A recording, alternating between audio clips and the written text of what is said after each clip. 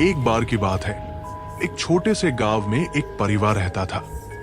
इस परिवार में एक पति, पत्नी और उनके 2 बच्चे थे। पत्नी का नाम साक्षी था। साक्षी एक प्यारी और खुशमिजाज महिला थी, लेकिन उसके पति अर्जुन के साथ उसका रिश्ता कभी भी स्वस्थ नहीं रहा। अर्जुन हमेशा साक्षी को कमतर समझता था और उसके सपनों को दबाने की कोशिश करता था। साक्षी की आत्मा धीरे धीरे गिरती गई। एक दिन साक्षी ने अपने मन में अंधेरे विचारों को जगह दी। वो सोचने लगी कि क्या उसका परिवार उसके बिना बेहतर होगा। उसे अपने पति की आवाजें सुनाई देने लगी, जो उसे ताना मारते थे। तुम कुछ भी नहीं कर सकती, अर्जुन कहता। ये बातें साक्षी के दिल में घर कर गई। उसने खुद को अकेला महसूस किया और अपनी खुशियों को खो दिया। कुछ महीनों बाद साक्षी ने अपने परिवार को डराने का फैसला किया।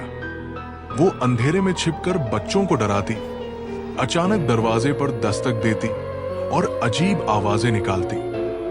बच्चे डरकर चिल्लाते, लेकिन साक्षी को इससे खुशी मिलती। वो सोचती कि शायद इससे परिवार में थोड़ी खुशी लौटेगी। लेकिन धीरे धीरे ये सब कुछ और भी अजीब और डरावना होने लगा। एक रात जब सभी सो रहे थे, साक्षी ने अपने जीवन को समाप्त करने का निर्णय लिया। उसने एक पत्र लिखा, जिसमें उसने अपने पति को बताया कि वो उसे कभी प्यार नहीं करती थी और उसके बिना सब ठीक रहेगा। उसने अपने बच्चों से भी माफी मांगी और फिर उसने खुद को खत्म कर लिया। अगले दिन परिवार में कोहराम मच गया। अर्जुन और बच्चे उसकी मौत से पूरी तरह से टूट गए। लेकिन कहानी यही खत्म नहीं होती। साक्षी की आत्मा ने अपने परिवार को कभी नहीं छोड़ा। रात के समय बच्चे उसे अपने कमरे में देखते। कभी कभी वे उसकी हंसने की आवाज सुनते और कभी वो उन्हें डराने के लिए अचानक सामने आ जाती।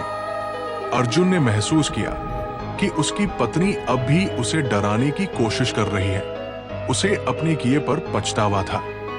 अब साक्षी की आत्मा हमेशा अपने परिवार के साथ है, उन्हें डराने और अपने दर्द को साझा करने के लिए। ये कहानी हमें ये सिखाती है कि रिश्तों में संवाद और समझ कितनी महत्वपूर्ण है। कभी कभी हमारे भीतर के अंधेरे विचार हमें हमारे प्रियजनों से दूर ले जाते हैं।